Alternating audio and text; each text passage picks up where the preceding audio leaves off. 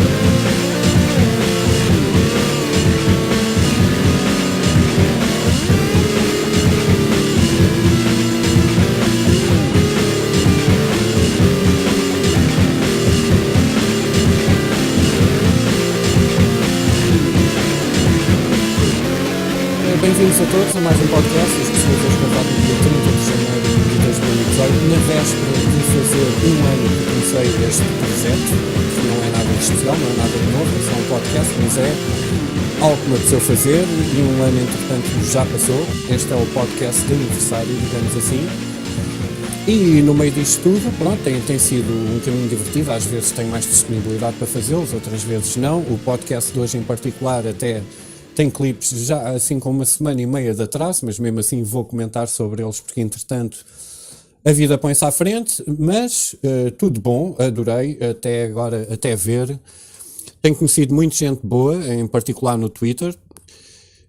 Queria só dar aqui uma menção, claro, tem que começar sempre pelo grande Arquimedes, que foi a primeira pessoa que eu notei que pelo menos estava a ouvir o que eu estava para aqui a dizer. Continua sempre de pé, um convite para fazermos um podcast de meias, grande Arquimedes, mas temos muita gente boa, claro, o grande reacionário, o I Lost a Bet, a Rita, como ouviram na semana passada, mas muito mais gente, como o Focalor, a Gaivota do Marquês. Eu sei que vou deixar alguns para trás, tenho muita pena. Vá lá, pronto, Joseph, és um troll, mas também entras na lista. Temos a Helena, temos o Lusoboy, claro. Temos, deixa lá rodar aqui. Isto é um marxista cultural, não interessa. Tempos de silêncio. O Zé do Monte também é fixe. Mais. Pessoal que é o Paulo Lisboa, muito fixe também. Português inopinado. O grande reacionário, aqui está ele. Grande. Bem, também sigo o José Pinto Coelho, pronto, a fazer o quê, né? Mais António J. Costa, também muito, este homem, enfim, tem um know-how. Mais Stabert, Santo Contestável, é o pessoal do costume, vocês sabem quem são. Somos sempre aquele, parece, grupinho que anda sempre a dar palmadinhas nas costas, o Luís Marado, meu Deus. O nome dele é mesmo esse, bué fixe. E mais. E mais não sei. Patriota. Focalor, conta número 2 já. Mr. Facas também é fixe. Pensadores Arolhos, espalha brasas, claro. Eu sei que estou-me a esquecer. De um dos homens mais ativos diariamente. Onde é que está o português? Como é que se chama? H Sniper. Onde é que ele anda? Fogo. Bom, agora não encontro. Não quero estar-vos a fazer perder muito tempo. Queria só dar aqui uma menção ao pessoal que eu sigo todos os dias. E dão bastante valor ao Twitter. Se não fossem pessoas como vocês, eu nem sequer tinha interesse é andar aqui nesta rede social, do qual eu detesto tanto, que já gravei tantos podcasts ou críticas ao que as redes sociais representam, mesmo dentro das pessoas. Eu sei que estou a divagar um bocadinho enquanto ando aqui à procura de pessoal que vale a pena não ficar esquecido e ser lembrado. Pá, pronto, é muita gente, muito fixe. Tem sido uma experiência agradável, em particular até as entrevistas, ou digamos os swapcasts, as trocas de ideias que ficaram por aqui gravadas. Gostava de fazer deste segundo ano ainda mais trocas de ideias entre mais gente, porque é sempre muito mais fácil trocar de ideias do que estar sempre para aqui a falar sozinho. Pronto, não encontrei... Não encontrei o Angry Portuguese Man, mas pronto, aqui está. Então vamos lá arrancar com isto. Podcast de um ano, a marcar basicamente um ano, não é verdade? Já superei a minha velhinha cibernética, e por falar em velhinhas cibernéticas, porque não também falarmos um pouco em dinheiro cibernético? Isto do Bitcoin, confesso-vos, não é assim grande especialidade minha, mas está-se a preparar para estourar a bolha no mercado devido ao aumento. E mais uma vez, como já disse em podcasts anteriores, eu critico tanto este sistema financeiro que já por si ainda põe dinheiro tangível nas nossas mãos sob a ilusão de algum valor inerente sobre ele, que só serve de algemas financeiras para a nossa escravidão do século XXI.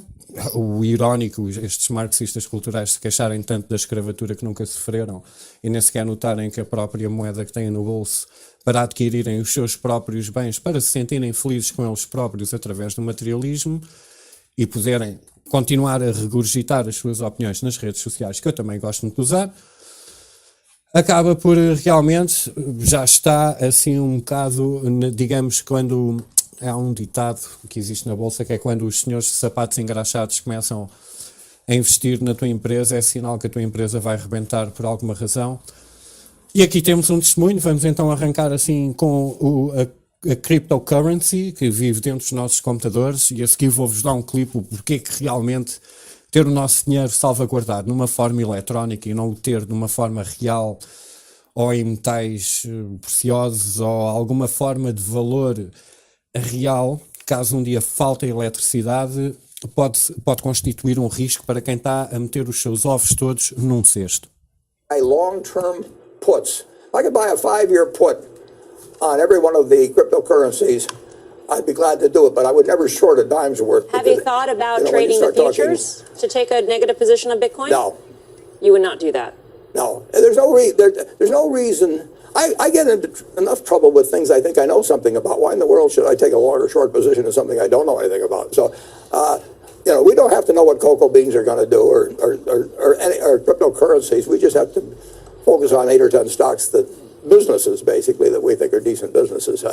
But I do think that I think what's going on definitely will come to a bad ending. I mean, you've got virtually everybody. I have a class. I have 11 schools coming on Friday. The questions will be on Bitcoin, and I won't know the answers. Although when we sat down, Warren, you did say, I should have announced that we were getting involved in Bitcoin this morning. Well, that is true. I mean, that would be much more interesting to the audience that we were going to issue a whole series of cryptocurrencies tomorrow. But we aren't, believe me. And we don't own any, we're not short any, we'll never have a position in them. Pronto, isto são palavras de um investidor, ou de alguém que representa uma firma de investimento, que disse de alguma maneira, bem, ele então até estava a sugestionar mais cryptocurrencies no mercado, que só desvalorizava-as todas, e a procura não é tão grande. Eu continuo a não perceber como é que a velhota vai comprar o pão com a Bitcoin. Porque isto, a parte que eu sempre mais me foquei dentro disto do Bitcoin é como é que achei piada na altura aos conceitos de sistema, fora vários, nem é vírus, é malware, ransomware, coisas que fazem hijack ao processamento do nosso computador para aproveitar e minar sites, até como o Pirate Bay tem esse bugzinho lá enfiado, cada vez estão a browsear um bocado de pirataria, e quem nunca o fez, a vossa CPU está a servir para minar bitcoins. O ideal aparentemente era emparelhar vários GPUs, porque os GPUs têm uma capacidade de processamento bastante superior aos nossos próprios CPUs dentro dos computadores, ou digamos placas gráficas emparelhadas em chamado numa farm, mas não de servidores de gráficas, mina Bitcoin, e basicamente então estamos a falar do quê? Alguém vai gerar riqueza por, digamos, andar a roubar o processamento informático dos outros, ou o paizinho pagou-lhe bastante para ele montar N GPUs e estar a minar bitcoins. Eu não sei até que ponto é que isso tem algum tipo de valor em termos inerente para construir uma riqueza à volta digamos, de uma utopia financeira que deve estar prestes a arrebentar, porque quer dizer, os senhores que controlam estes fiat money, que é o que a gente tem como o euro e o dólar, e todos os países que são, digamos, não os inimigos do planeta, que estão prestes a levar com uma bomba, como a Líbia queria fazer com o Golden Dinar, fazer uma moeda inerente num valor real e não num valor especulativo dentro da capacidade da população, em particular conseguir pagar a dívida, enquanto alguém tem as alavancas de uma impressora para dizer quanto dinheiro é que nós vamos levar para o ano que vem. Eu acho uma piada os nossos cartazes dos políticos continuarem a dizer Portugal soberano quando andamos de mãos estendidas para o BCE, via Bruxelas e Alemanha, a ver, então deem lá o dinheirinho para encaixar e Portugal arde, vamos nos endividar com mais dinheiro a juros e etc. Isto é um problema muito grave que eu não vejo nem os partidos de esquerda à direita, ao centro, democrático, acima a baixo, amarelos com bolinhas azuis, a queixarem-se. Antes, pelo contrário, querem absorver mais e, que engraçado o Mário Centeno estar envolvido onde está, e o Benfica hoje, mais uma vez, um escândalo de corrupção, anda tudo a ganhar dinheiro, a roubar dinheiro falso à conta da sociabilização da dívida que nos sai do bolso, ainda temos que pagar juros por cada moeda que nos sai do bolso, e não precisamos de uma Bitcoin. Sinceramente, isto é se o dinheiro que nós temos já é uma má ideia, então uma má ideia é esta ideia, na minha opinião. A gente precisa de voltar um bocado à forma de, não é que o dinheiro tenha a sua utilidade como civilização para trocar bens sem haver, assim, digamos, muita injustiça na troca, não é? Ninguém vai trocar uma galinha por uma vaca.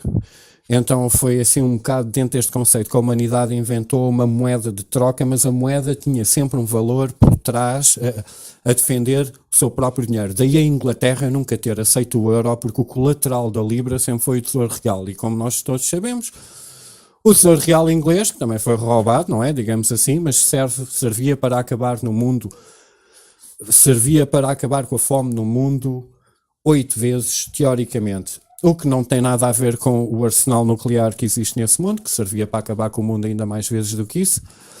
Mas qual será o perigo realmente de termos o nosso dinheiro tão enfiado dentro dos computadores? Porque até o próprio dinheiro real que nós usamos é uma percentagem ínfima que trocamos entre mãos, porque a maior parte do nosso dinheiro vive dentro dos computadores. Eu adoro computadores, mas também detesto computadores, porque tudo na vida é uma faca que serve para cortar o queijo ou para matar alguém. Qual será o perigo? Obviamente que isto é em jeito de piada, não é tecnicamente assim algo de muito significativo, mas tem algum significado, como eu falei há 2 podcasts anteriores.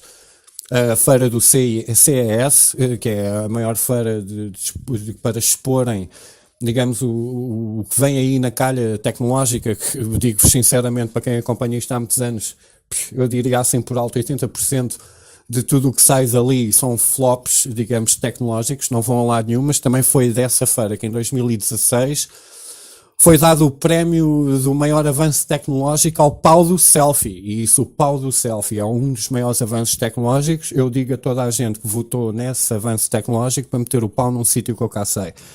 Mas então, só assim em jeito de piada, vamos ver, desde o momento em que nós ponhamos o nosso dinheiro todo depositado em algo eletrónico, o que é que será que poderia acontecer? If there's one thing you need at the world's biggest electronics show, it is electricity. But the power was knocked out for 2 hours at the CES Technology Show in Las Vegas. Nevada Energy blamed the blackout on the convention center's equipment. Espetáculo. Faltou a luz em Las Vegas, no maior evento tecnológico a nível mundial em que todo o mundo está a olhar. E eu nem sei se mostrei alguns clipes, acho que sim, do problema sexista que havia sobre as pessoas que iam falar na CES, porque há poucas mulheres, porque realmente experimentem sair à noite e ter... Não é que não haja mulheres que se interessem em tecnologia, mas começares a aprofundar um bocado mais a relação de uma rede com um servidor, com a tua internet, com a seca inerente que isso tem, é uma seca. E eu desculpo-as perfeitamente por não gostar desse tipo de conversa, porque realmente, da mesma maneira que eu não aprecio muito aquela conversa de olha como é que as minhas unhas estão pintadas, somos iguais, mas somos um pouco diferentes. E há coisas que realmente são entediantes aos sexos opostos, quando são heterossexuais, pelo menos. Será que um transexual consegue ter uma conversa em qualquer campo fixe? Não sei. Não conheço nenhum ou nenhuma e nem sei o que é que lhe havia de chamar se conhecesse. Mas falando em tecnologia, falando em dinheiro enfiado na tecnologia, falando em eletricidade, eu às vezes questiono-me quando será que as pessoas haviam de sofrer se a eletricidade em Portugal faltasse durante um mês. Por exemplo, assim um exercício estúpido, durante um mês, eu acho que a maior parte das pessoas, e quanto mais a geração nova for, pior, não conseguiam, digamos, ter paciência para viver com o seu próprio pensamento sem se distraírem muito tempo, até se tornarem tão deprimidos que eram capazes de se suicidar. Isto até poderia ser assim uma forma de combater o excesso de população mundial, se calhar era desligar a luz um mês e ver quem é que consegue sobreviver. Eu pessoalmente preciso de tempo. Um mês sem eletricidade na minha vida significava horas de trabalho reduzido, porque não se pode fazer nada hoje em dia sem internet. Muitos livros que tenho aqui para ler. Tocar, viva aos instrumentos acústicos e ter uma conversa aqui e ali à luz da vela que se lixe. As pessoas haviam de ficar tão enfadonhas dos seus próprios cornos que até haviam de querer que a eletricidade voltasse talvez um dia para ouvirem afinal o meu podcast, porque agora é que me estão a ouvir com atenção porque têm todo o tempo do mundo e não têm distração nenhuma para o exercer. Mas realmente isto destes aparelhozinhos, estes gadgets, estão a viciar as pessoas, todos nós, eu próprio, todos, mas há aqui um certo nível que ultrapassou, digamos, a etiqueta social do respeito de estar em grupo. Há certas observações que eu vejo que nós até nos perdoamos a nós próprios, como a pessoa que não está presente mas telefone interrompe, digamos, uma conversa entre 10 pessoas, porque é prioritário.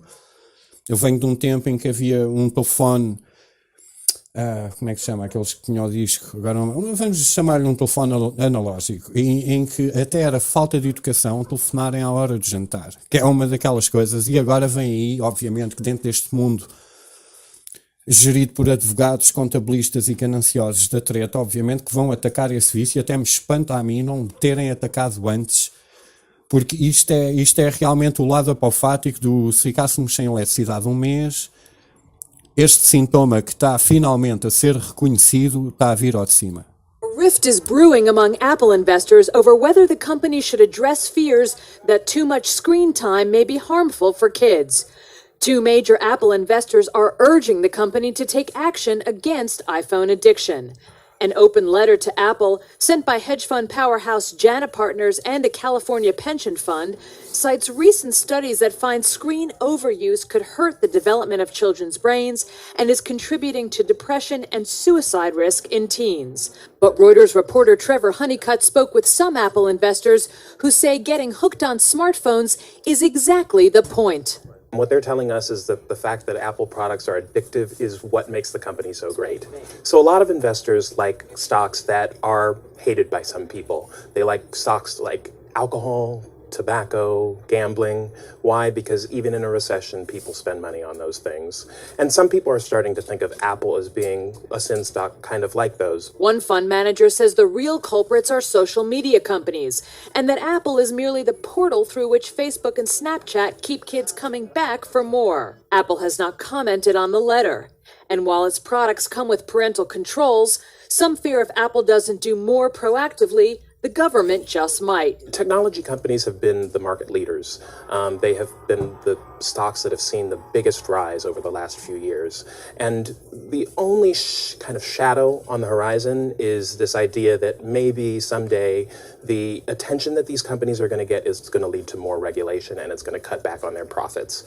So there's a corollary to what happened with the tobacco industry where they faced a number of lawsuits and regulation that curtailed their profits. So that's kind of the biggest fear for investors over the long run. Investors have already seen some regulatory backlash. France, for instance, is banning mobile phones from schools at the start of the next school year. Uau, olha, aí está uma medida tarde demais. Banir os smartphones da sala de aulas. A sério, eu nem sequer percebo porque raio é que... introduziram-no ou deixaram-no, se calhar o professor é tão viciado naquela porcaria, eu não percebo, eu nunca fiz testes com o Google ao meu lado, olha, quem me dera. Mas sinceramente sinto-me bem mais educado do que esta geração de mentecaptos nem sabe pôr o cinto à volta das calças, como deve ser, quase que abotoam um atacador ao outro para atravessar a estrada. Enfim, e o que é que temos aqui? Marketing e uma certa admissão que realmente estas tecnologias são feitas para nos viciar, não para nos informar, para nos distrair. Mais como, por exemplo, e hoje rebentou o grande escândalo do Benfica, em que ultrapassa o que devia ser um desporto que é politicizado. Claro que é, porque os políticos operam muito bem enquanto o povo anda distraído na estupidez, e basicamente o smartphone até caiu nestes comentários que vocês ouviram, até caiu na mesma, digamos, em tempos de crise e estupidez, que é mesmo assim, prostituição, álcool, tabaco e smartphones, vende à brava. Ora, prostitutas, graças a estas tecnologias quase que são gratuitas e até eu pago para tê-las longe de mim. Por isso, isto realmente, este aparelhozinho que eu até estou a usar para gravar este podcast é um perigo, mas tal como tudo na vida, a tecnologia tem dois parâmetros, é usada para o bem, usada para o mal. Se eu estou a usá-la bem ou mal, não sei, mas sinceramente não sou daqueles asnos que andam na rua a olhar para a palma da minha mão. Um dos comentários que eu achei bastante interessante aqui há muitos anos foi exatamente alguém dizer que isto é a geração do brilho na cara, porque está toda a gente a olhar para o telemóvel. E o convívio social está-se a perder este convívio social, esta habilidade de manter uma conversa, de ser uma pessoa interessante. É tudo uma questão de... vivemos todos no mundo da internet, andamos todos a mentir-nos a nós próprios dentro do espelho digital, e depois na hora da verdade fica um casal a olharem para o telemóvel um para o outro porque aparentemente apaixonaram-se através de text messages, e quando tu te ouves a falar com licença com outra pessoa, acabei de jantar há bocado, quando existe realmente uma interação, ninguém sabe muito bem o que é que há de fazer. E isso ainda não se nota muito, se calhar, na população feminina mais jovem, porque a roupa disfarça, mas realmente eu não consigo, às vezes falho um bocado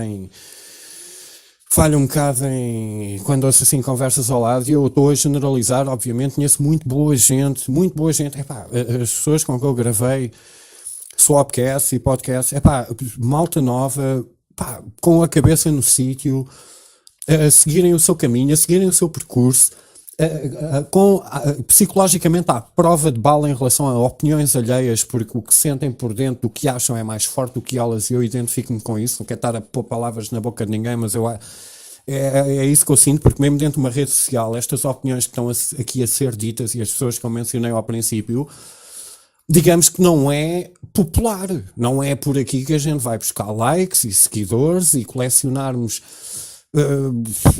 bitcoins para a nossa psique digital, quando nós vivemos no mundo real. Eu até acho que estas pessoas que se expõem demasiado na internet e têm demasiados likes por razões erradas, só vão funcionar no futuro, generalisticamente falando, com as drogas legais que se vendem na farmácia. E eu cada vez vejo mais gente a andar aí, parecem uns zombies. O Walking Dead está-se a tornar uma realidade. Eu desde puto que sou fã de zombies, e agora não acho piada nenhuma, porque é tipo o fenómeno Twilight. Agora é que toda a gente gosta de vampiros, agora toda a gente é que gosta de zombies, agora é que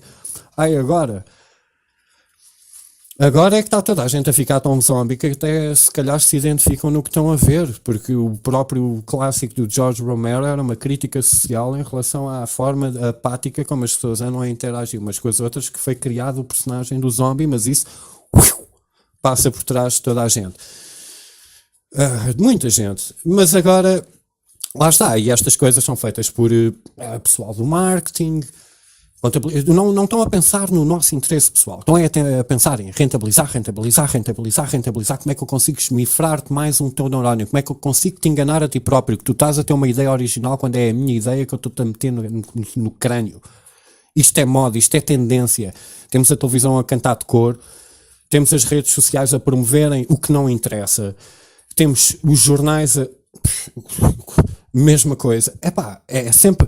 Tudo o que não presta vem ao de cima. Tudo o que é alguma coisa de bom passa em rodapé, e passou uma vez e já passou e acabou. Qual foi o que eu vi hoje a passar em rodapé? Os gajos da Auto Europa, tipo, desistiram da greve. Privilegiados da merda. Entrem para o mercado de trabalho normal. Eu digo-vos o que é que eu tinha feito se fosse o gestor da Auto Europa. Pontapé no cu, sentem emprego, lista, venham para cá. Quem quiser aceitar estas condições que são bem melhores. Seus mimados da merda. E a televisão fez sempre questão em mostrar as manifestações sem nunca dar as reivindicações, e depois tivemos casos como a Triumph, completamente legítimo, e eu já fiz a minha parte em rasgar cuecas para irem comprar novas. Aí já a coisa passa assim um bocado por baixo do radar. Mas tudo bem, agora vou saltar aqui para um clipe que roça completamente o ridículo quando nós deixamos este mundo ser liderado por advogados, contabilistas e técnicos de marketing a tentar meter merda na nossa cabeça que não interessa para nada, desesperados por roubar mais um tostão, talvez uma campanha, talvez mais um nicho percentual, talvez mais qualquer coisa que continue a sustentar o meu jato privado e o meu cruzeiro para as minhas orgias gay em alto mar e blá blá blá blá blá blá. E porque é que as pessoas continuam a ganhar tão pouco? O fundador do IKEA, se não estou em erro, até morreu esta semana que passou. Espero que o caixão dele, com o máximo de respeito ao homem, espero que o caixão dele também seja de aglomerado de madeira e muito difícil de montar, com instruções mal feitas e falta uma chave ou 3 parafusos. Vejam só a técnica que foram arranjar para tentar, digamos, vender mais um móvel de merda, que agora até o mobiliário é tipo a roupa, é primavera, verão, outono, é a cor da sala, é a cor disto, compram uns móveis novos, curtam esta. British home goods giant IKEA is making headlines with one of its newest advertisements that asks expecting women to go the extra mile for a discount. The ad for baby cribs is also a pregnancy test that when urinated on by expecting mothers will reveal a discount coupon for a crib. The advertisement, which reads, "Peeing on this ad may change your life," wants women to prove they are with child to receive the discount, which some are saying could be interpreted as sexist, and others argue is just plain gross. Mothers will have to bring the soiled ads into stores, which unfortunate cashiers will then have to handle to process the discount. Portanto, estão a ver, se a gente dissesse agora aos trabalhadores da Auto Europa, as vossas reivindicações vão ser cumpridas, mas sempre que alguém levar um cupão ou uma amostra de urina, tu vais ter que manusear essa merda. Mas o que é isto? E para já, o IKEA é mesmo focado a forma como o marketing deles é exercida ao público feminino, ou homossexual, ou whatever. Mas e depois arranjam-me esta campanha que é basicamente, desculpem lá a expressão, mas é mesmo assim, mijem para o cupom para ter um desconto se estiveres grávida. Mas a sério, mas é esta gente que recebe tipo uma multiplicidade de salários mensalmente para as pessoas que fazem o produto acontecer e tem estas ideias de merda, estes génios que tiraram os seus cursos de formação com o Google ao lado e a França finalmente está a pensar em tirar o telemóvel da sala de aulas. É este o calibre de people que vem aí. Obviamente estou a generalizar, mas este mundo está cada vez mais ridículo. As pessoas precisam de um pouco de saúde mental. E por falar em saúde mental, e a saúde mental é muito fácil, é só ouvires aquela vozinha que vem dentro de ti, desde que ela não diga mata alguém, ai que criancinha sexy. Uma pessoa normal tem olhos na cara para ver. Eu sei que é muito difícil nos dias que correm definir a normalidade, porque estamos a ser governados por gente insana, que estão a perpetuar tudo o que eles têm de mal para trazer para a humanidade entre nós, para poderem eles próprios usufruírem do seu estilo de vida sem serem penalizados por isso à nossa conta. Eu sei que ainda vou estar vivo para um dia ver a reivindicação da porcaria da pedofilia a tentar ser uma doença idiótica ou um fator psicológico ou coitadinho molesta crianças. Eu sei que há uma linha ténue quando começa a chegar aos 16, 17, 18, mas eu estou a falar mesmo em crianças. Criança, nota-se logo, é uma criança. É daquelas situações que se tu vês a acontecer à tua frente, saiam da frente. Não há dúvidas nesta merda. E há aqui um pormenor muito engraçado dentro da comunidade homossexual. Sem estar-me a queixar, Obrigado, gays, por deixarem mulheres mais disponíveis no mercado, mas dentro da comunidade homossexual, e não ouçam isto de mim, porque eu ouvi isto, enfim, não é, digamos, fora do normal haver uma relação entre um adulto e, digamos, um jovem de 13, 14 anos com tendências homossexuais, o que é absolutamente perdoável das duas partes entre eles. Por isso, eu não estou a dizer que isto seja uma escada, porque basicamente é como aquela cena das drogas leves que são o degrau para as drogas mais pesadas, e há uma analogia que eu também gosto muito. Isso quer dizer que se tu, a partir de um beijo, tornas-te um violador. O mundo realmente era bom que fosse tão branco e preto, como eles gostam de dizer nos mídias quando querem ir para uma guerra. Este é o mau, nós somos os bons, por isso nós bons, bombas em cima deles, e eles maus, corta as imagens das crianças e das mulheres mortas, e os que sobreviverem, que são soldados revoltados que vêm invadir a nossa Europa, são os refugiados, coitadinhos, recebam-nos de braços abertos, não passem à frente deles. Mas, olha, e aqui está, por acaso, um bom segmento para um clipe sobre agora o novo embaixador holandês da parte dos Estados Unidos, que, pronto, não sei se foi devido ao novo posto de trabalho, mas só para terem uma ideia, porque vocês já têm uma ideia do calibre do que é ser um político, só aqui em Portugal.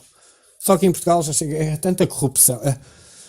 Aí o Lula, isto, são todos juízes, advogados, contabilistas, políticos, deputados, puta que os pariu, não, ok? Faz um ano, hoje estou a mandar essa gente toda, puta que os pariu, que é pouco. Vamos ver o calibre muito puro e simplesmente de um embaixador destacado para a Holanda. O calibre. It was a rough first day for Trump's new ambassador to the Netherlands, Pete Hoekstra. You'll remember last month he had an odd exchange with a Dutch reporter who was fact-checking the ambassador on the spot with video. Speaking of threat, at one point you mentioned in a debate that there are no-go zones in the Netherlands and that cars and politicians are being set on fire in the Netherlands. I didn't say that. That is actually an incorrect statement. Yeah, we would call it fake news. Is that I fake never news? said that. Because it's what you literally said. No, it's not what I said. The Islamic movement has now gotten to a point where they have put Europe into chaos. Chaos in the Netherlands, there are cars being burned, there are politicians that are being burned, and yes, there are no-go zones in the Netherlands. You call it fake news, obviously. I didn't call that fake news. I didn't use the word this today. No? No. Okay. I don't think I did. Okay, well, I think... I don't think I did. 2 days later, Hoekstra said he did regret that exchange, but he did not apologize or really dig into addressing the 2015 comments. Now, how did that play at his first press conference with Dutch media today? The first day for Trump's ambassador to the Netherlands started off pretty well with a ride in a very nice carriage, and he got to meet the king. And then he met the Dutch press. Will you be visiting our no-go areas? In light of your recent newsroom interview, have you considered in that time to recuse yourself? Do you now reach the conclusion that you were wrong when you stated that politicians and cars were being burned? Are politicians being burned in the Netherlands in the past? Is that something you believe, yes or no? I'm not revisiting the issue. Some tough journalists out there. Now, after refusing to discuss his own comments, Pete Hoekstra got quiet. Did you read the quote over the fireplace from John Adams? I have. Well, if you're truly an honest and wise man, could you please take back your remark about burned politicians? Or name the politician that was burned in the Netherlands? Yes. Thank you. Yes. Mr. Ambassador, can you mention any example of a Dutch politician who was burned recent years? We go to Bonnie. Good morning, Ambassador. Good morning. This is not how this works, guys. Come on. This is the Netherlands. You have to answer questions. Please. This is not how it works. Wait, he's answering the questions. No, you Please go to didn't Bonnie. answer mine. Yeah. Or Ilko's. Didn't ask his question. Didn't answer his question. If we don't have any further questions, then we can. We do. No, we. Okay. Flip-flop. Para o lado, lá está. Então, onde é que está o interesse? Em defender o quê? Quem? Nas campanhas eleitorais? Políticos de carreira? Ser político devia ser um hobby. Ser político devia estar tão limitado às suas atividades como o direito que eles têm para as reformas. Filhos da mãe, milionários, depois queixam-se que a segurança social que nem sequer dá de comer a uma velhota que passou a vida toda a trabalhar e nem sequer teve, digamos, o registro oficial para a fiscalidade agir perante ela. Estes militares alferes da treta que mandaram tanta gente para a morte nos canhões nas guerras, na nossa guerra colonial, sem rebobinar mais, mas que raio de treta é esta? Mas andam completamente a gozar com a gente, e andam completamente a gozar com a gente, como temos mais salmonela em todo lado, mas anda toda a gente a cortar nos custos, que é para os senhores advogados, contabilistas que andam a gerir hospitais, continuarem a comprar um Lexus novo todos os anos, ou Mercedes, ou o carro alemão, ou whatever, à nossa conta, enquanto trabalhamos uma vida toda e estão sempre a estender o nosso prazo de reforma, por mais esforço que a gente tenha exercido nas nossas vidas, para lhes pagar as contas. Agora vamos em 66 anos e 5 meses. 5 meses, mais uns trocos, mais uns trocos, porque a prestação do meu iate não se paga sozinha. Estão completamente... Estes políticos da merda andam completamente a gozar com a gente, porque eles já nem sequer são políticos, são exatamente as mesmas pessoas que estão a regir o nosso sistema de saúde. E o nosso sistema de saúde está completamente podre, desde aquela reportagem dos 4.000 e tal dias à espera de uma consulta. Se isso não é estar a dizer na cara das pessoas, vê lá se tu morres antes de ocupares uma cama e dares despesa ao Estado, porque a despesa do Estado é menos privilégios para o meu bolso que tende a governar, político de carreira da treta, que ainda deixa os grandes clubes, como os corruptos todos, que andam aí à baila, mas os religiosamente fervoristas do futebol continuam a ignorar, como o Vale Azevedo, que partiu o espelho ilusório de qualquer soberania intelectual, de qualquer indivíduo que se acha informado com o jornal debaixo do braço, a ver a SIC Notícias todos os dias, a comer a doutrina à colherada, continua a dar a sua passividade dentro destes assuntos, quando nem sequer percebe que se está a algemar psicologicamente num dogma, numa verdade inquestionável, estúpida, feita desde o momento que nós somos crianças, como quem molesta sexualmente crianças e as traumatiza para perpetuar o problema sem dar o passo soberano sobre a sua própria intelectualidade. Saúde intelectual e a saúde física, onde é que ela fica? Eu no podcast 36 falei da gripe, da porcaria das vacinas para a gripe. Não passa de mais uma campanha de venda para alguma farmacêutica que anda a produzir as vacinas, a especular a estirpe da gripe que sempre levou e colheu vidas devido à fragilidade imunológica. Eu não sou médico, não sou especialista, estou-me a cagar,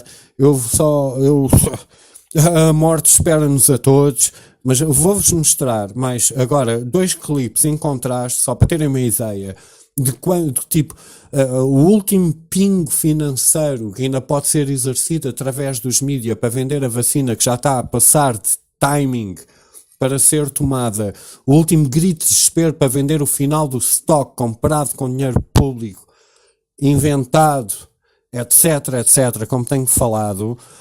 Então agora vamos ver 2 clipes. Um a promover a saúde em troca financeira, porque depois a desculpa de qualquer cidadão informado é logo, mas a vacina é comparticipada pelo Estado. E adivinhem quem é que anda a pagar a despesa do Estado? O Salgado? O Vieira? Não me parece. Todos nós.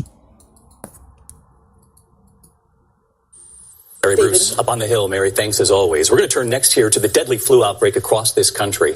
From a 21-year-old son who was an aspiring trainer to a 19-month-old boy, both dying from the flu among many victims, the earliest and most severe in years. The disease now spreading across 46 states, hospitalizations doubling in just a week.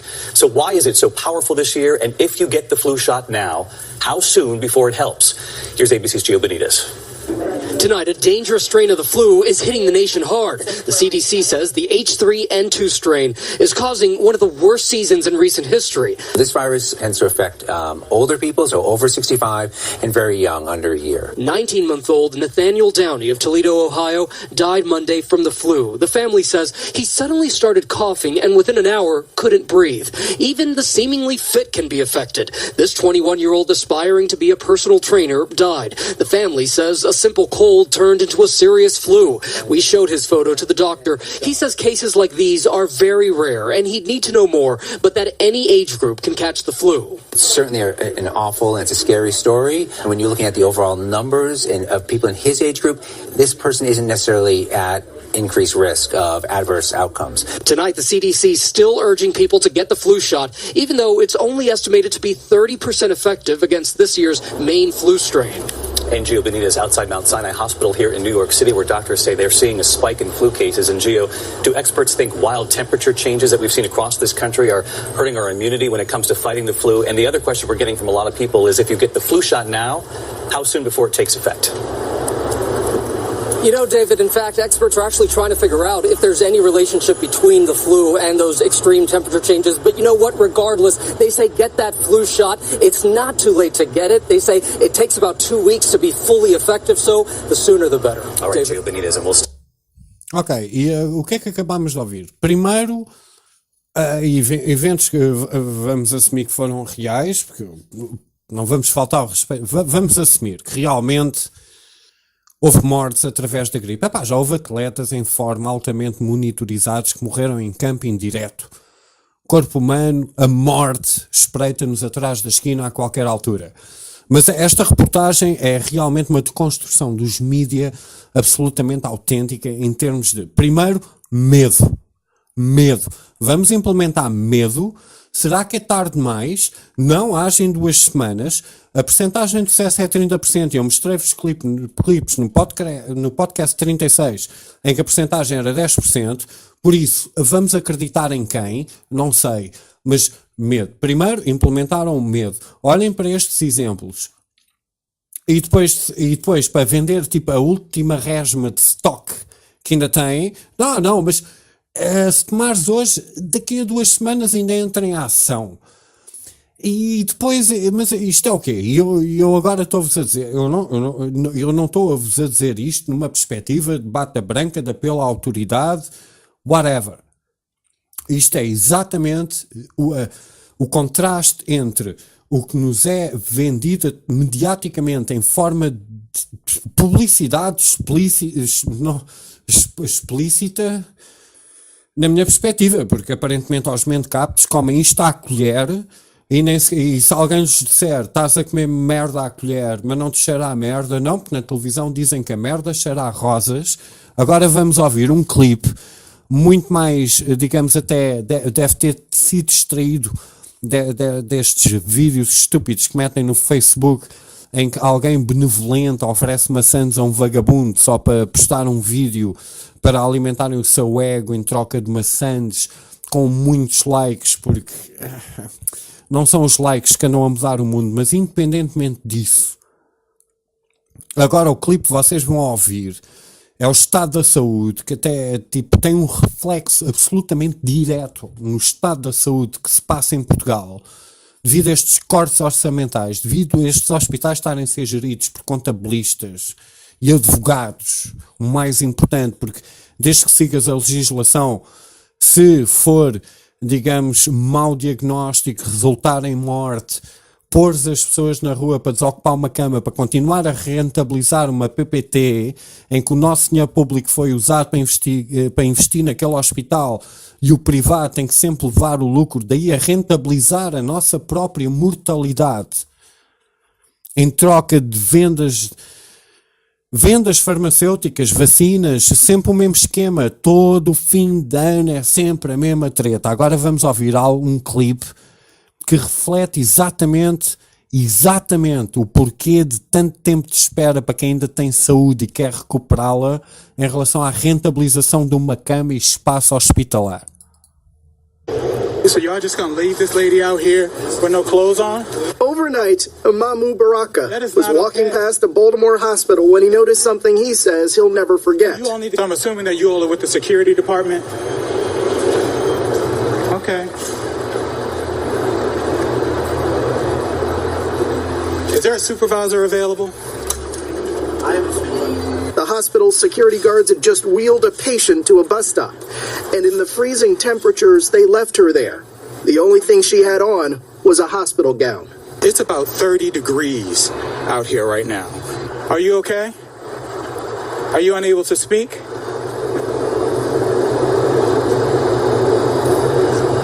Are you okay, ma'am? Do you need me to call the police?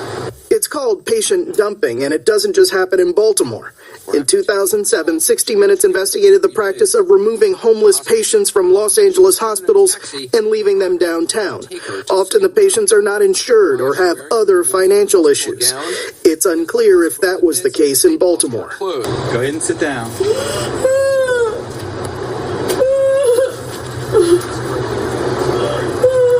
Okay, ma'am, go ahead and sit down. Thank you. I'm going to call to get you some help. In a statement, the University of Maryland Medical Center said they share the shock and disappointment of many who have viewed the video. In the end, they say we clearly failed to fulfill our mission with this patient. The man who recorded the video called 911. He says medics ended up taking the patient back to the same hospital. A review is underway that could lead to personnel action against the hospital employees involved. Jeff. Ora, e aqui tive o que é que aconteceu aqui? Uma mulher foi, e depois lá está, o sistema de saúde nos Estados Unidos, para quem acompanha este assunto já há alguns anos, além de ser retrógrada, nojenta, horrível, pessoas para terem um mínimo de acesso, digamos, à saúde, têm que largar tipo $500 por mês, o que significa uma renda para um português. Que é horrível. Que é tipo, what the fuck? Todos nós na Europa nos rimos já há largos anos, tipo, mas que raio de sistema de saúde é que vocês têm por aí? Porque se não tens dinheiro, não tens saúde. Mas o mais irónico, caso não tenham reparado, que é um ponto que eu estou sempre a vincar, que este império dita as regras, o nosso sistema de saúde está a ir de encontro a isto, não vice-versa. Não vice-versa. Isto mete nojo. Eu perdi a minha mãe neste sistema, sob a promessa de que todos os dias ela vai para casa. Não. Isto é completo. Ali, eu nasci no Hospital de Cascais Antigo, ela morreu no Hospital de Cascais Novo. Alguma coisa mudou. E todos os dias me disseram, e desculpem lá partilhar este facto, mas é isto mete-me raiva. Mete-me raiva. Mesmo a nível pessoal, porque mete-me mesmo raiva. Todos os dias ia visitá-la e ia vê-la a definhar todos os dias, sob a promessa de uma médica mais nova do que eu, sobre instruções que vêm do topo. Está tudo bem, amanhã ela vai, depois da manhã ela vai para cá. E quem tem olhos de verde, o quê? Eu nem vos vou contar pormenores sórdidos porque realmente não interessa, mas isto toca-me profundamente, porque um dia eu vou precisar disso. E às vezes sinto que, e já trabalhei num hospital, Correio Cabral. E isto mete absolutamente nojo. Eu vi coisas ali que, isto é o mundo. E depois, e onde é que estão? Onde é que estão os keyboard warriors e os marxistas culturais com esta merda? Não, são putos, são estúpidos. Mesmo que tenham a mesma idade que eu tenho, são putos. Na cabeça deles, são putos. Só uma coisa que pelo menos este ano deu para ouvir nos meus podcasts foi pessoas mais novas do que eu, quando fizemos swapcasts, são, esperança no futuro. Lá está, por isso é que eu tenho que sempre dizer que sou generalista. Há pessoas que estão acesas, há pessoas que que não sujeitam esta manipulação. Não interessa, somos as trutas no rio, aos salmões, somos os salmões no rio. nós remamos contra a maré e a popularidade não está a vir contra nós, porque a popularidade é ser a autodestruição da humanidade. E eu quero que se lixe. É por causa disto que eu faço este podcast. É exatamente esta merda. A porcaria da hipocrisia que bate à porta de toda a gente, e mesmo quando bate à porta de um hipócrita, porque hipócritas somos todos, eu sou é um defeito da humanidade. Mas ao menos vamos tentar atenuar o nosso nível. Ou ao menos admite que és hipócrita. Já há um começo, porque, como é que eu consigo explicar? Eu arranjava uma analogia muito fácil, não sei se ia querer publicar, mas é como o sexo, não é? A gente não... O amor entre um homem e uma mulher até se pode tornar um bocado deslocado, mas não saímos à rua a dizer aos nossos amigos, fizemos isto porque a nossa privacidade tem valor. E há coisas que não interessam. Não fazem parte do fórum, da discussão pública. Não... Há coisas que não são conversas de almofada, não... Há pessoas que se abrem demais muito depressa e há pessoas que se abrem de menos muito tarde. É tudo uma questão de equilíbrio. Até a nossa própria hipocrisia inerente dentro da humanidade tem que ser mediada, tem que ser gerida, tem que eu não sei se já contei esta história, mas uma vez quando a empresa onde eu trabalho, quando a gente começou, quando eu comecei nela, porque eles começaram antes de mim, obviamente, quando a gente começou, a nossa localização geográfica era num sítio diferente. O que me obrigava a apanhar, digamos, o comboio, porque ainda há uma semana e meia perdi um dos meus amigos de infância num acidente fatal na Marginal 2, porque, enfim... A vida é especialista em tirar-nos o chão debaixo dos pés, mas tiveram o acidente fatal às 7h45 da manhã, exatamente junto ao sítio onde eu comecei o meu local de trabalho. E isto vem a propósito do quê? Lá está, é a parte emocional que me toca.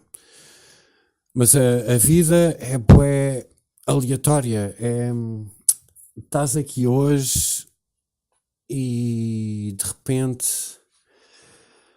tudo se perde e digo-vos, eu sinceramente, os meus sinceros pedidos de desculpa, perdi o fio à meada por estar a recordar essa merda, porque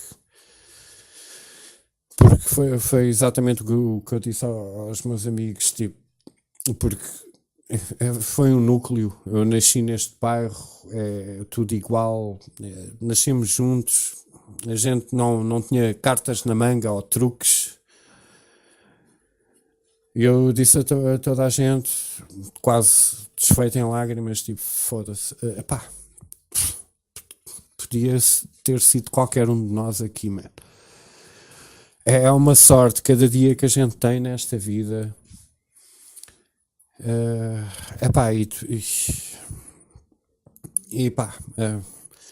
Isto realmente chega a um ponto que por isso é que eu adoro pelo menos as poucas pessoas que me ouvem, porque sabem, isto da vida não é fácil, não é uma coleção de likes, não é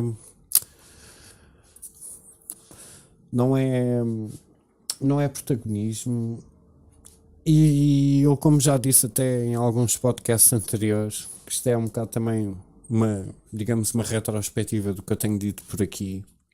Eu tenho um podcast qualquer a falar mal das tecnologias, que um dia, mais tarde ou mais cedo, a gente vai ter que, tipo, apagar amigos da nossa lista de contactos digital.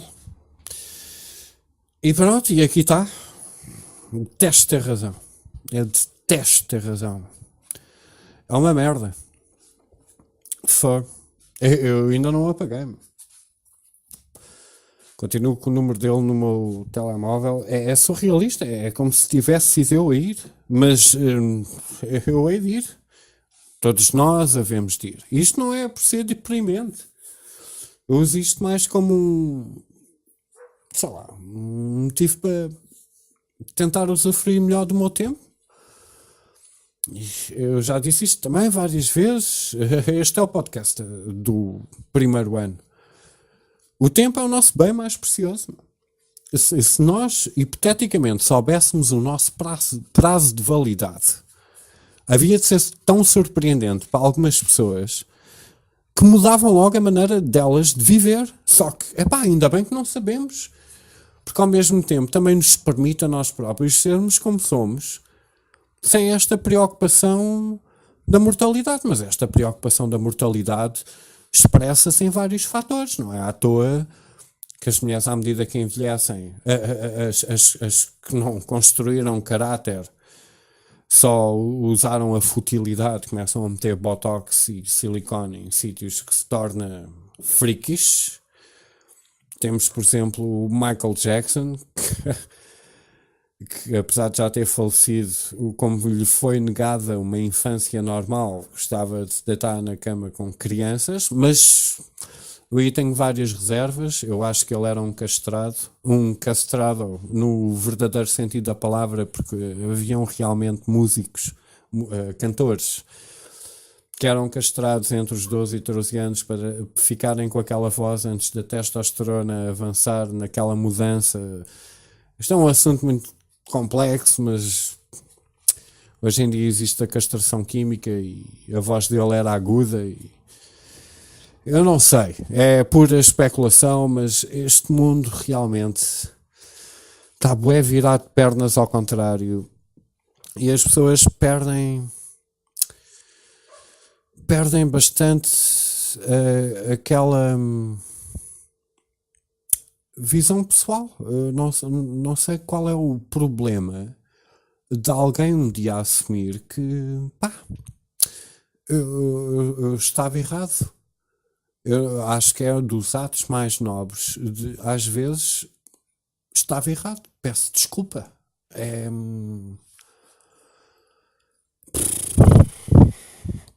das coisas. Se queres viver bem contigo próprio, ao menos ser honesto contigo próprio. É das coisas mais importantes na nossa vida. Seguir os valores que tu sentes, porque nem tudo é racionalidade. Há muita coisa que parte do coração. Não é à toa que os egípcios mumificavam o coração, mas extraíam o cérebro imediatamente para evitar a putrefação no processo da mumificação, para deixar um corpo como homenagem de alguém que teve valor, e o coração mumificado dentro de um pote, porque era dali que... e vocês sabem que eu não... Em termos religiosos, então existe uma relação absolutamente direta entre a maçonaria e a disciplina religiosa egípcia, sem falar no judaísmo, mas é aquilo que eu sempre disse. Eu posso tamar com a cabeça, mas quando me partes é o coração.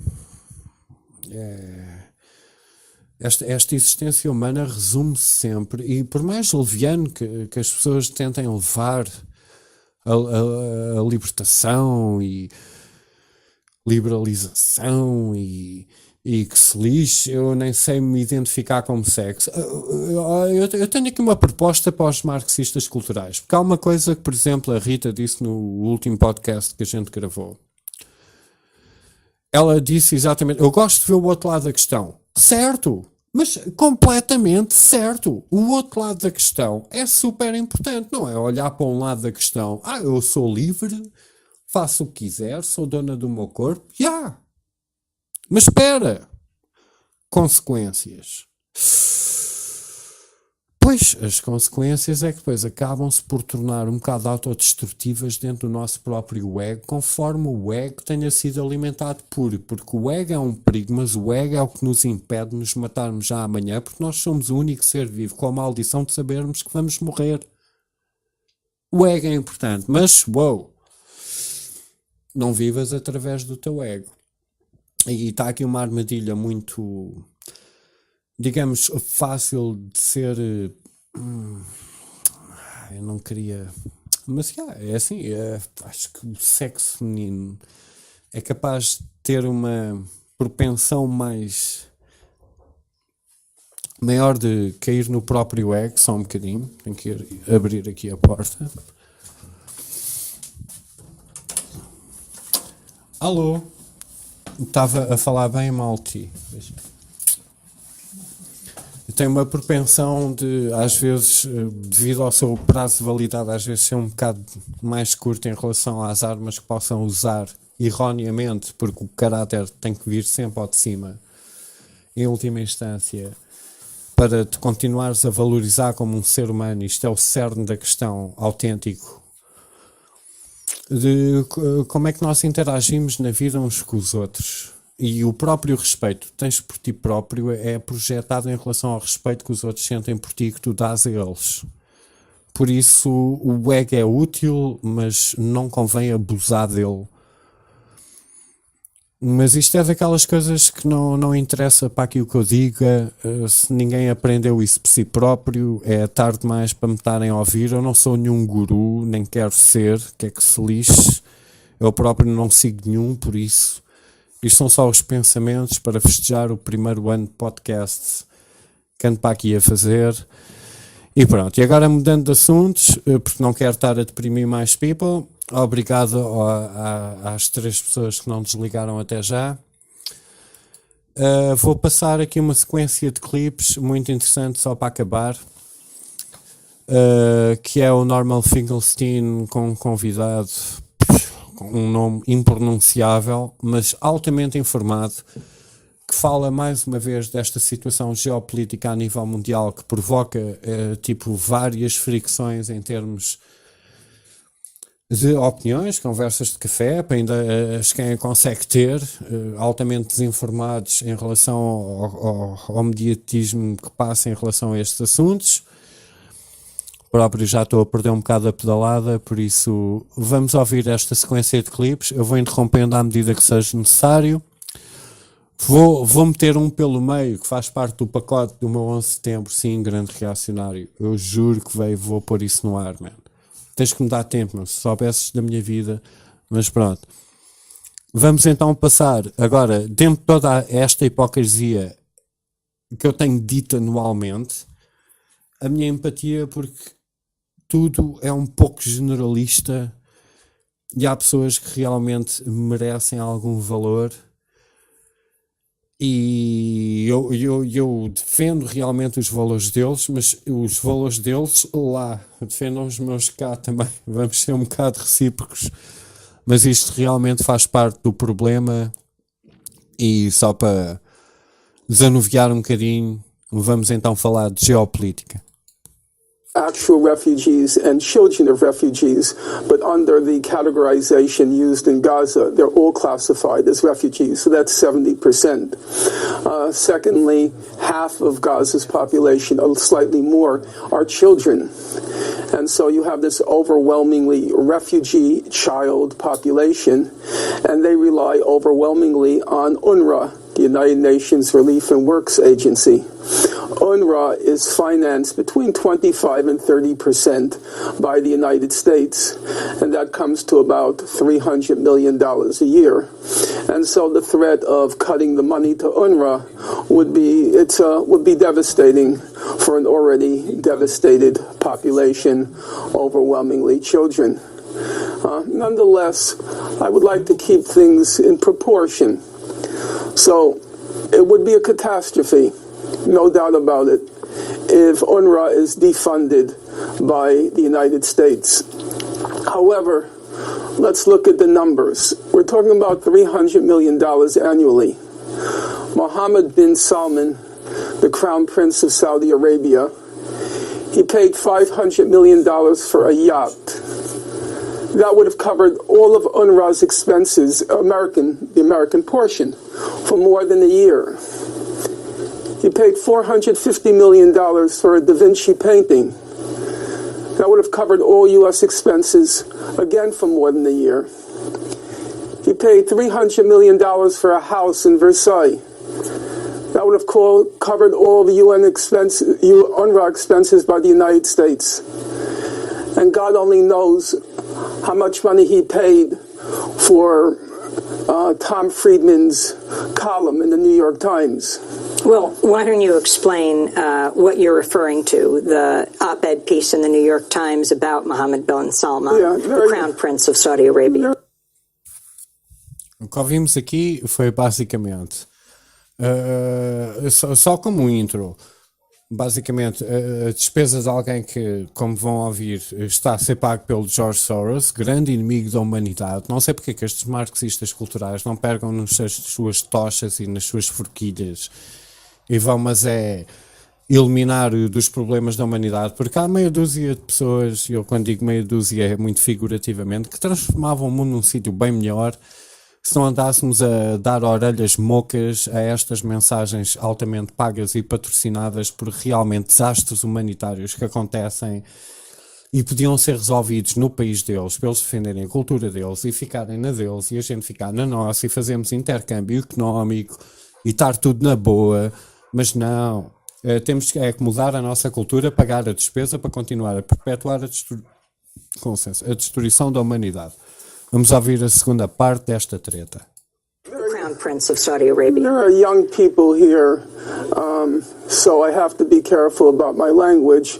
But all it was a very expensive. Be careful. No cursing on the channel. No, it's not cursing, but it was a protracted. It was a verbal blowjob, probably the most expensive one in world history, that was administered to Mohammed bin Salman. The column he wrote in the Times, it was vintage Tom Friedman. He goes into Saudi Arabia for 3 days, says everything is wonderful, talks to the Crown Prince's sister, who's representative of the people of Saudi Arabia, says they're all very enthusiastic about him, and then he walks away and writes this column. Hardly mentioning in this column, among other issues, Yemen. Well, Mohammed bin Salman, who is in charge of the U.S.-backed Saudi assault on Yemen. Yes, well, Yemen is... Look, the fact of the matter is that every reactionary, every regressive movement in the Arab world is financed by the Saudis, whether it's Yemen, whether it's Bahrain, whether it's Syria, whether it's Egypt, everywhere. It's the Saudi money, and it's also, incidentally, the Saudi money that keeps the Palestinian Authority afloat. That's why they have to pay pay deference to the Saudis. It's a wretched, parasitic regime. What about Jared Kushner's relationship with Mohammed bin Salman, and how does that play in here? E pronto, e como estamos a ouvir grandes críticas sobre a Arábia Saudita, que não é nada que eu tenha feito, e grande defesa realmente sobre... Epá, eu tenho esta lacuna, pronto, é aquela coisa que tipo, pronto, alguém da direita possa me dizer, epá, afinal pensava que tu... Não, epá, eu realmente tenho pena do maior genocídio que eu vejo acontecer desde 1962 ao 8, escolham o do povo palestiniano, mas eu quero que eles fiquem na deles. Eu não estou a dizer, venham todos para cá espalhar a vossa cultura, porque até estatisticamente eles são mais cristãos do que muçulmanos, segundo dizem, eu também não sei, mas lá está, também não quero saber. Quero é paz para eles, porque isto é um conflito que é daquelas coisas que eu não vejo os keyboard warriors ou os marxistas culturais muito preocupados, porque sabem perfeitamente, chegam lá e levam um shot nos cornos dos IDF, Google IDF, não estou para estar a explicar. Mas, e como é? E a Arábia Saudita? Então onde é que estão as feministas todas a defender os direitos das mulheres na Arábia Saudita? Vão para lá. É como passear na Alemanha ou em Paris hoje em dia. Curtam, mas vamos ouvir mais um bocadinho, porque isto tem implicações geopolíticas enormes. parasitic regime. What about Jared Kushner's relationship with Mohammed bin Salman, and how does that play in here? He's gone repeatedly to Saudi Arabia. Jared Kushner, senior advisor to his father-in-law, President Trump, apparently is in charge of the Middle East peace process, and they have apparently cooked up a plan, Jared Kushner and Mohammed bin Salman, for peace in the Middle East. Well, first of all, we have to look at the context. Jared Kushner knows nothing about anything. Jared Kushner is only there because he's married to Trump's daughter. He's the son of Charles Kushner. Charles Kushner is a real estate mogul, a billionaire who has the distinguishing characteristic of actually having been arrested and spending time in jail. Now, that's very Like Chris rare. Christie when he was a prosecutor in New Jersey. That's very rare in the United States for a billionaire to spend time in jail. Among other things, he hired a prostitute and had her photographed in order to hired a prostitute to have his brother-in-law photographed, and then presented the video to his wife at some family gathering. Jared Kushner, he got into Harvard University because the year he applied, his father gave $2.3 million to Harvard. Everybody agreed he didn't have the grades, he didn't have the test scores. These are people who profit from their parents' profit. There's no known knowledge that he possesses about the Middle East. And incidentally, it's the same thing with Mohammed bin Salman. His only interest has only one interest. And of course, the interest is to maintain his power. But the Saudi regime is a parasitic regime. Work, literally, in Saudi Arabia, work is the four-letter word. If you say that you have a job, that you work, the Saudi ruling class looks at you with contempt. You work. And so the Saudis know in their now battle with Iran, they know that they couldn't prevail against Iran on a military level and a strategic level. You know, Iran is a 5,000-year-old civilization. It's a very impressive place. And so they're hoping that the United States and Israel will take their chestnuts out of the fire. Ahá, e agora ouvimos as palavras cruciais. Os Estados Unidos e Israel, lá estamos nós. Aqui é que está o cerne da questão. E eu já ataquei a Arábia Saudita em vários podcasts anteriores, porque realmente é um regime que, se não fosse a riqueza petrolífera e a complacência dos Estados Unidos para continuarem a perpetuar este sistema de protecionismo dos irmãos Saúde, da família Saúde, que basicamente continua a jogar o jogo de Israel, que isto é que é daquelas verdades que o governo dos Estados Unidos, ai deles, seja quem for o presidente que venha, vá, seja quem for, não dê esta benevolência idiótica, e até parece que no canal História o Exército Vermelho ficou assim um bocado fora da estratosfera da vitória, porque o que é que seria dos aliados se não fosse a frente russa a fazer aquele ataque, apesar de toda a propaganda que nos é exercida em relação às motivações desta guerra. Agora quero-vos passar um clipe que eu gosto muito de usar, do Wesley Clark, um general dos Estados Unidos, que pós o 11 de setembro foi informado do memorando que foi posto em cima da escrivaninha da Casa Branca do George Bush, o presidente mais idiota da história dos Estados Unidos que eu me lembre, o mais idiota. Eu não concordo com as políticas do Trump em relação ao Médio Oriente, nomeadamente a declaração da capital ser Jerusalém, porque só está a meter mais acendalhas numa fogueira que já está a arder intensamente. Mas independentemente disso tudo, todos os presidentes foram complacentes com essa situação. Não me venham cá com tangas e não me venham cá dizer que se a Hillary Clinton não tivesse ganho, a perpetuação do que está a ser aqui descrito, a feminista da treta, ainda havia de estar a fomentar mais guerra para, obviamente, aumentar este plano que em 2001 já tinha sido testemunhado que era este o plano. about 10 days after 9/11, I went through the Pentagon and I saw Secretary Rumsfeld and Deputy Secretary Wolfowitz. I went downstairs just to say hello to some of the people on the Joint Staff who used to work for me, and one of the generals called me in. He said, "Sir, you got to come in and talk to me a second." I said, "Well, you're too busy." He said, No. He says, "We've made the decision. We're going to war with Iraq."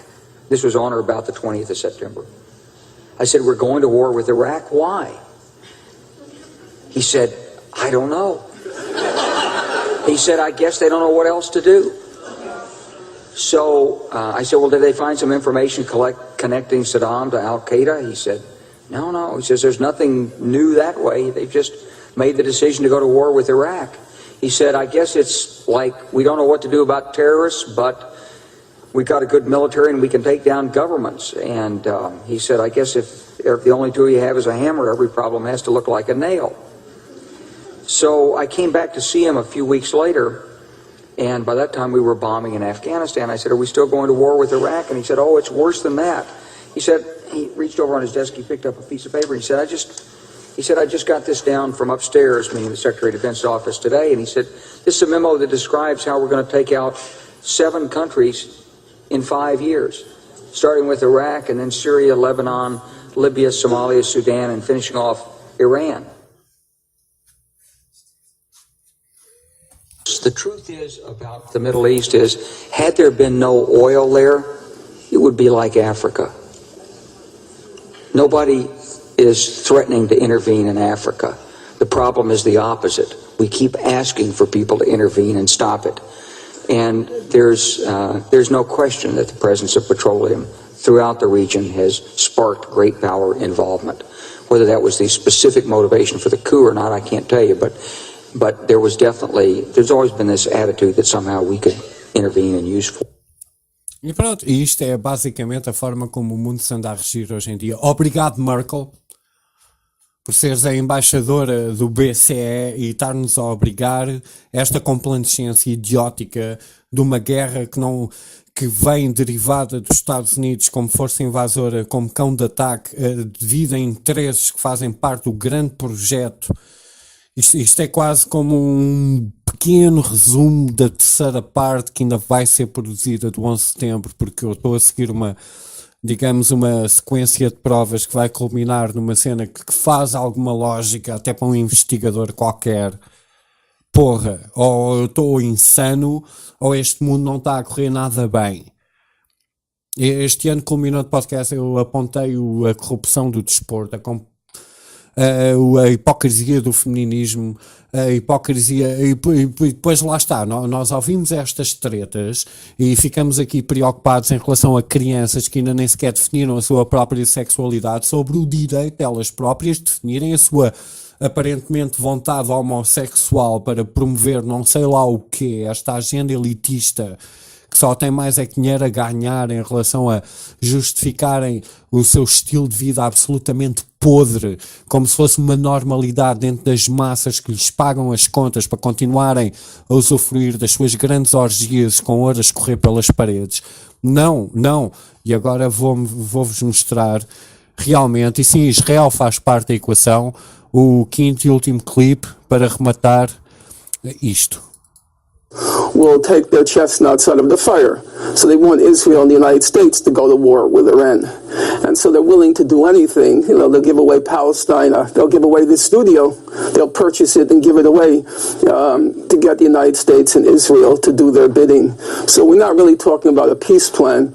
We're talking about handing Israel everything it wants in exchange for Israel and the United States taking out Iran. Tcharam! Continua a ser o plano. E pronto, e é assim que o mundo vive, desde antes de eu próprio ter nascido, desde todos aqueles documentários que passam no canal Hitler, a história, desculpem, é que metem o H em cima e o conteúdo é sempre o mesmo, eu confundo. Mas aqui está, isto é uma daquelas peças geopolíticas que é tem que ser necessário em compreender. E não me levem a mal. Eu cá, tu lá. Eu compreendo a tua luta, mas tu fica aí a lutar. Eu tento te apoiar. Epá, eu sei que likes não vão fazer nada de jeito para ti, mas realmente a tua interferência cultural dentro do meu país, eu tenho é que ter a responsabilidade de estar bem informado, compreender a tua empatia em termos de estarem a matar palestinianos todos os dias. Crianças. Então, marxistas culturais, onde é que vocês estão? E as mulheres? Com os hijabs e... Como é que é? Estão-se a chatear com o quê? Vocês estão-se a chatear com o quê? Por favor, venham aqui à minha frente, que eu talvez através de uma chapada consiga resumir isto mais rápido que um podcast, que é o que vocês merecem com a poluição e a autodestruição que estão a perpetuar perante esta humanidade, porque vocês não estão informados. São só putos mimados que andam nas vossas caves a teclar a vossa utopia como uma vida ideal, porque vocês não vivem a vossa vida em pleno. Tenho muita pena. Vocês estão a perpetuar a vossa própria, nossa própria mundial própria autodestruição, a assinar em baixo os atestados de competência e de apelo à autoridade às forças que deviam estar todas presas no pior gulag que eu consigo imaginar, e isso é pouco. E pronto, e esta é a conclusão, está aqui o meu podcast ao fim de um ano. Imaginem quando eu fizer 2 anos desta merda. É melhor começarem mesmo tipo a fazer reportes, que é para me calar rápido. Talvez o grande reacionário tenha razão, isto é o ano que eu vou ser banido, mas é assim que eu vejo o mundo. É assim que eu vejo o mundo, e pelo menos comigo as peças encaixam. Agora, ter uma discussão com um marxista cultural, como todas as pessoas tiveram paciência para ouvir este podcast até ao fim, é impossível. A lógica foi pela pia abaixo. E puxaram o autocolismo 3 vezes, só para não terem que se ver no reflexo daquela sanita. Que nojo. Este mundo está completamente brutal. Feliz 2018, com mais um ano de podcast pela frente, mas toca abrir a pestana. Sim, os nossos políticos são corruptos. Sim, o futebol é corrupto. Sim, não, as religiões defendem alguns valores, mas levados a extremismos acaba por derramar sangue a mais. Quanto mais arcaicas forem, piores. E qual é a mais arcaica delas todas? Não. Ela disse qualquer coisa, mas não, é o judaísmo. Mas eu não posso dizer isto, sou um antissemita de merda e aparentemente quero reconstruir as câmaras de gás só porque estou a apontar o dedo ao óbvio, porque os IDF fartam-se de matar crianças todos os dias.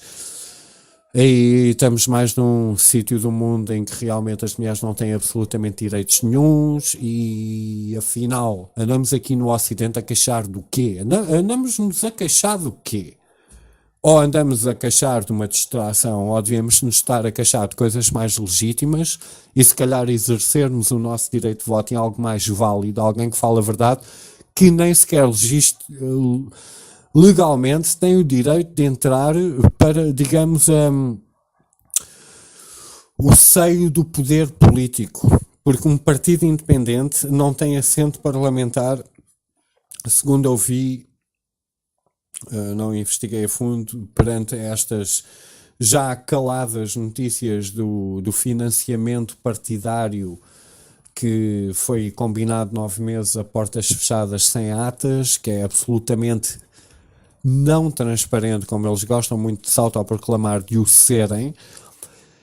Este é o mundo em que a gente vive, e desliga a televisão, não lês o jornal, fecha os olhos um bocadinho e sente o que é que o teu irmão te está a tentar dizer. Se pelo menos há alguma coisa que... Porque, eu não tenho nada contra o multirracialismo. Agora, o multiculturalismo... isso para já fica na internet, está bem? Porque aqui em Portugal as mulheres andam como gostam. Eu como bitoques de carne de vaca e de porco, ou seja lá o que for, e não me venham cá aqui agora dizer com um pé descalço e a mão estendida para a esmola que eu tenho que mudar. Nem eu desejo que no país deles eles mudem, fiquem na vossa, eu fico na minha, e a gente faz trocas comerciais, visto que tem petróleo para caraças, e também não acredito muito no futuro do carro elétrico, porque não sei onde é que vão pôr aquelas baterias ácidas todas. Mas quer dizer, vá lá. Vamos fazer trocas comerciais, como a nossa expansão com Portugal no tempo dos descobrimentos nos fez com que fôssemos uma das maiores potências mundiais, a meias com a Espanha. Vamos deixar as mulheres ser mulheres, vamos deixar os homens ser homens, vamos deixar os islâmicos cortarem a cabeça uns aos outros e vamos deixar nós aqui católicos curtir a nossa, como nós fazemos, meu. Se bem que, pronto, não ouçam muito o Papa Chico, que ele é um jesuíta e o nome diz tudo, mas pá, vá lá. Eu acho que Portugal é um sítio espetacular e, de certa maneira, até quem dera há muitos países neste planeta, apesar de não oferirem um ordenado tão baixo como o nosso, terem o mesmo nível pacífico que nós temos, cultural, uma casa portuguesa. Por mais que haja pobreza, há sempre uma refeição a dar a alguém que entre com respeito na tua casa. Ponto. É isso. Pá. Vamos nos respeitar sem nos atropelar. Dá para fazer isso? Não, aparentemente. As pessoas que nasceram com tudo na mão acham que têm que abrir as portas à sua própria autodestruição porque não dão valor ao que têm. Isso é absolutamente triste e fica assim. O meu podcast é festejar um ano de podcasts e espero que mais um ano esteja eu aqui a falar meio disso que horas que não tenho paciência para ouvir. Tudo bom para todos, até à próxima.